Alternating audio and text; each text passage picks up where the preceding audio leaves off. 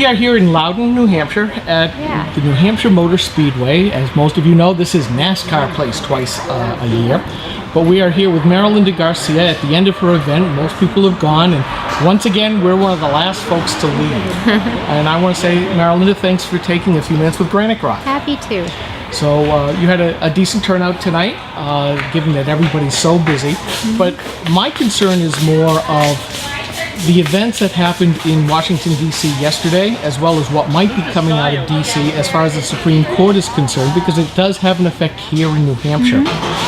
One of the rulings was the buffer rule around the abortion clinics. It was the law in Massachusetts, a 35-foot, a 35-foot radius, which the Supreme's called unconstitutional. We have SB 319, which you probably voted on, calling for the 25 vote. What do you think is going to happen with it? And did you agree with the ruling by the Supreme Court? I was happy to see that ruling. I think, there are certain things it ought not matter how many feet, here, there, 25, 35, 45. It's just, a clear, to my understanding, when I took the vote in the state, it's just not something you can't vote to curtail, free speech like that on public property, sidewalks, So I look forward to seeing the New Hampshire one overturned as well, I hope. There seems to be an effort afoot to call a special session to repeal it, given it's now unconstitutional. Would you be voting for that repeal? Yeah. All right.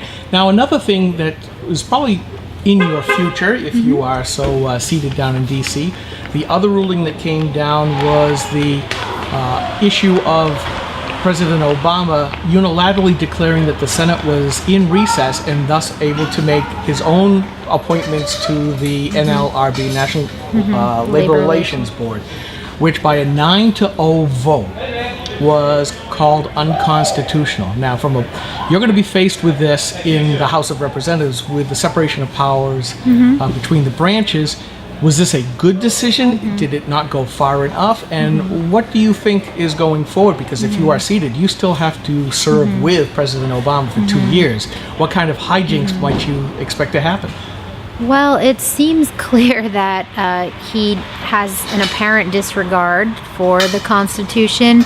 He also has an apparent disregard for the other two branches of government, one that he would choose to ignore and the other one that seems to keep having to smack him down when he's acting outside of his constitutional bounds. So, I think this is another example of that, and I think it's good that there's at least some accountability. It's unfortunate it has to be through the court when it comes to our president.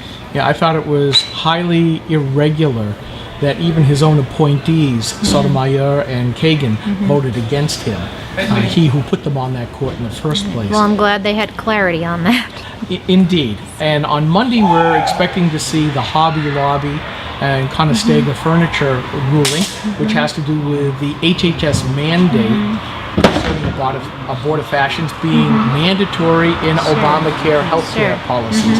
Now, I am pro-life, but I also believe, why is it the role of government to tell companies what benefits they have to give? Right. So my question is, what kind of ruling are you expecting? What kind of ruling are you hoping for? And why?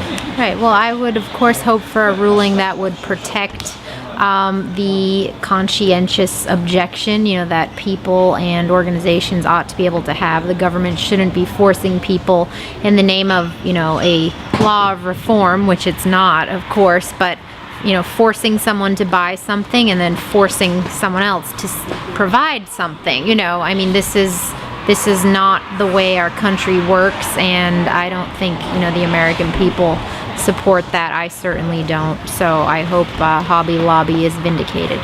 So if it is, and I agree with you from being a conservative libertarian standpoint, But do you think that the Democrats will definitely go crazy with the hashtag war on women once again if the Supreme Court rules against them? Well, they've never stopped, so what do you expect?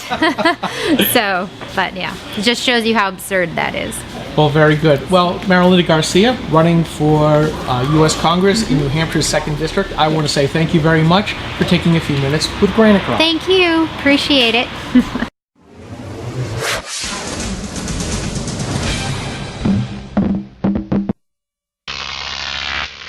Croc TV.